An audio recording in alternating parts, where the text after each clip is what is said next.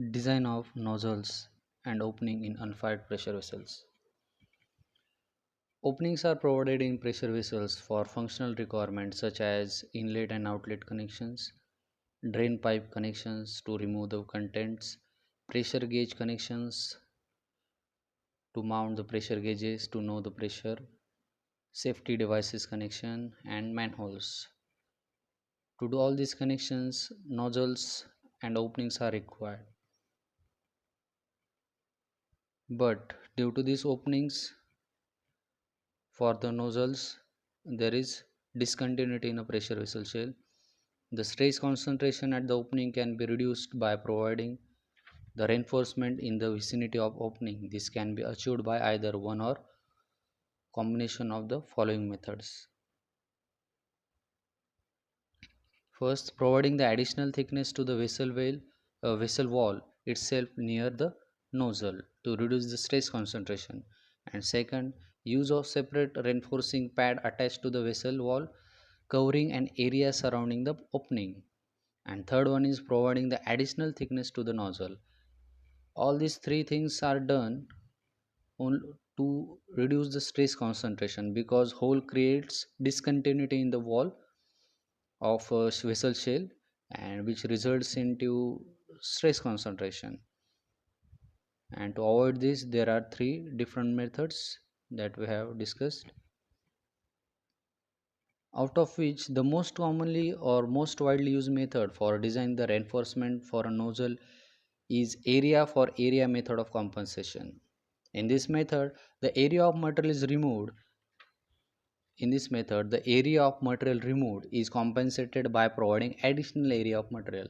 That means the area which is removed for the opening or the hole is created on pressure vessel shell, that area is compensated by additional area of material.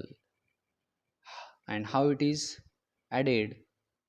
The first one is the area is added in the portion of shell as excess thickness. In case of shell, excess thickness is added to the wall of shell.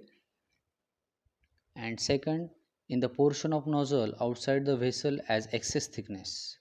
Some area is added in the portion of nozzle outside the vessel as excess thickness. Third, in the portion of nozzle inside the vessel as excess thickness.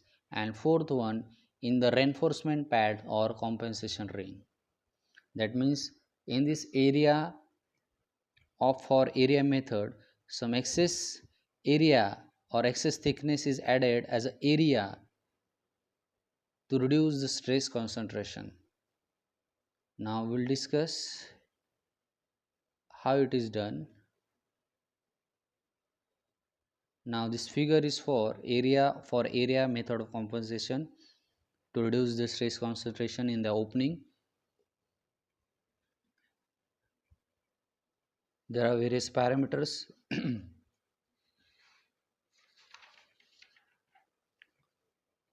Let us discuss one by one. Figure shows the reinforcement boundary limits ABCD. The area of opening to be compensated is EFGH. The compensation boundary limits are A, B, C, D, and the area of opening to be compensated is EFGH. Dotted line indicates the opening of area from that pressure vessel shell. Let DN, it is the inner diameter of nozzle in uncorroded condition. DN is, here you can observe DN, inner diameter of nozzle in uncorroded condition, it is in mm. Then DNC, that is inner diameter of nozzle in corroded condition. DNC is inner diameter of nozzle in corroded condition. Of course, DNC is greater than DN because corrosion allowance is considered in case of DNC. Then as we know that di, it is the inner diameter of pressure vessel shell. Then trn, here you can observe trn, that is the minimum required thickness of nozzle wall. trn is minimum required thickness of nozzle wall, it is again in mm. Then tn, actual thickness of nozzle wall. tn is actual thickness of nozzle wall.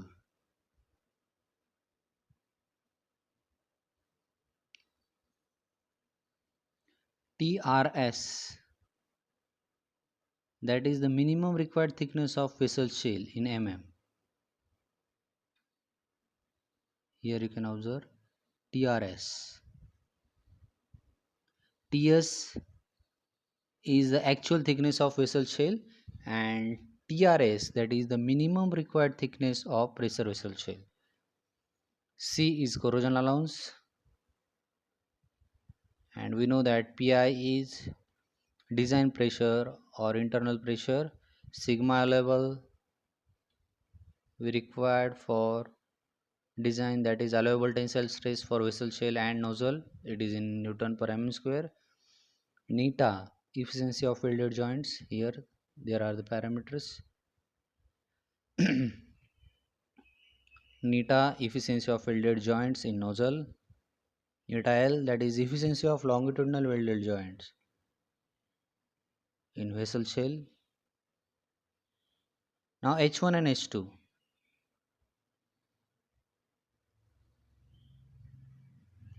H1 and H2, where H1 is effective height. H1 is effective height for compensation in nozzle outside the vessel. H1 is height of effective compensation in nozzle wall outside the vessel measured from outside surface of vessel wall.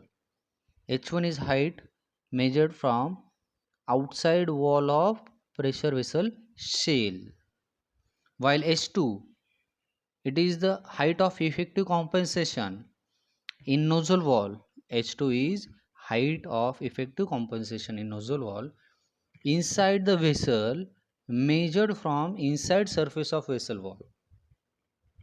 H1 is measured from outside surface of vessel wall, while H2 is measured inside from the inside surface of vessel shell.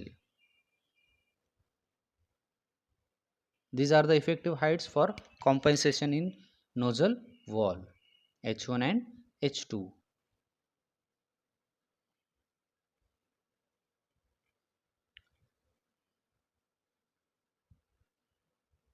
Now,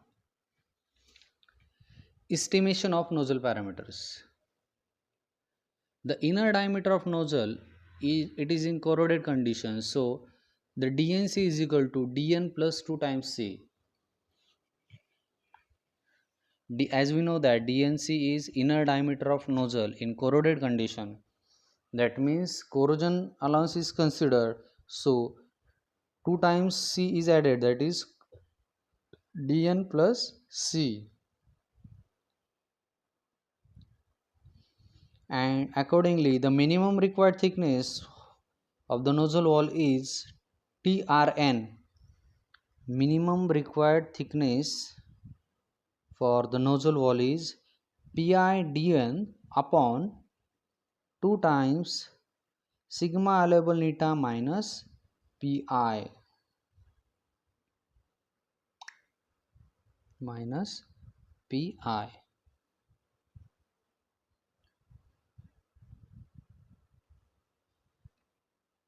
where h1 and h2, these are the actual height of nozzle outside the vessel or actual height of nozzle inside the vessel respectively, or they can be calculated by square root dnc tn minus c for h1 and square root of dnc in bracket tn minus 2 times c for h2, and whichever is smaller is considered as h1 or h2 value. The reinforcement boundary limit ABCD, it is 2 times DNC, that is 2 times inner diameter of nozzle in corroded condition. Now the estimation of compensation, how that area in terms of excess thickness is compensated, it is calculated. The additional compensation required is estimated as follows. The area of opening in corroded condition for which compensation is required, it is DNC into TRS, where DNC is diameter of nozzle in corroded condition, while TRS is the thickness of nozzle, that is minimum required thickness of vessel shell. TRS is minimum required thickness of vessel shell. The product of these two is nothing but the area of opening in corroded condition. That means how much is opening for that vessel shell, it is calculated by DNC into the minimum required thickness.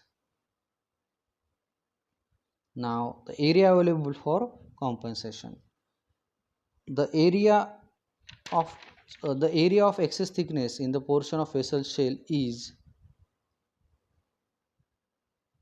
A1 into A1 is equal to DNC multiplied by in bracket TS minus TRS minus C. DNC multiplied by in bracket TS minus TRS minus C. This is the area of excess thickness in the portion of vessel shell. This excess thickness area is available. A1. Now the area of excess thickness in the portion of nozzle outside the vessel shell is A2 is equal to 2 times H1 in bracket Tn minus Trn minus C.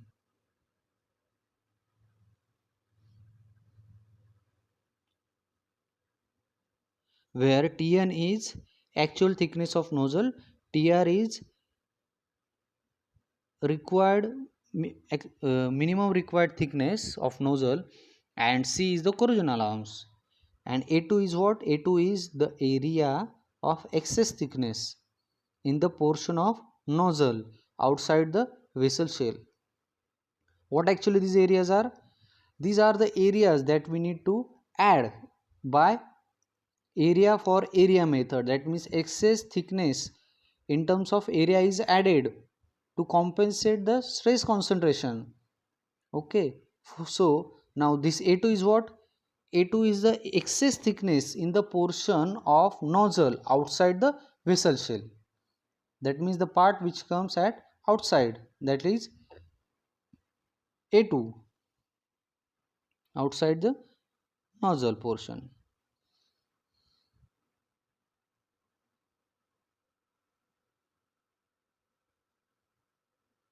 Here you can observe A2.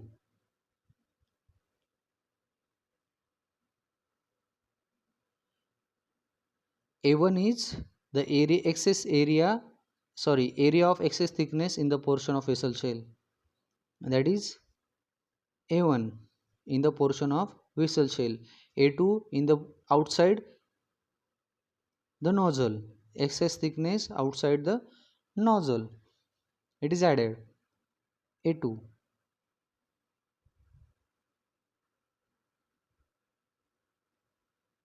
And A3, the area thickness of nozzle wall inside the vessel shell, that is A3. A2 is outside the nozzle and A3 is area thickness of nozzle wall inside the vessel shell. Here A3, if you can observe here, A3 is excess thickness added for nozzle inside the pressure vessel shell. A2 is excess thickness added outside the vessel shell to the nozzle, while A1 is the area of excess thickness in the portion of vessel shell. That means A1, it's a part of vessel shell, excess thickness added.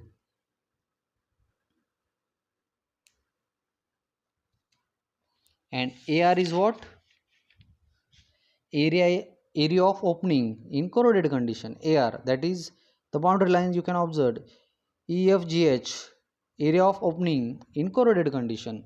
And for this we need to compensate excess area in terms of A1, A2 and A3. So the total area available for compensation is A1 plus A2 plus A3. The total area available for compensation is A1 plus A2 plus A3. Now third part, that is required area of reinforcing pad, that is A. Okay, if AA, that is total area available for compensation, is greater than AR, if the total area available for compensation is greater than or equal to the area of opening in corroded condition, then this area is adequate. There is no any need of reinforcing pad. But the area available sorry, the area available for compensation is less than the area of opening in corroded condition. In that case, there is a need of reinforcing pad, and the value is AR minus AA. That additional area we need to add for reinforcing pad, that is A is equal to AR minus AA.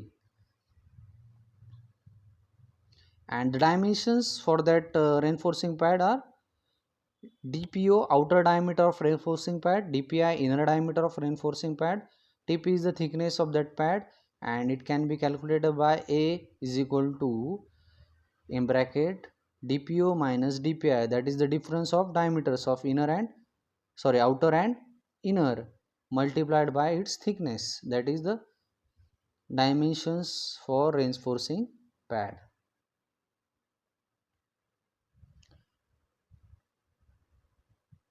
And here in this way we can calculate the various parameters of nozzles, and that is diameters DNC and thickness.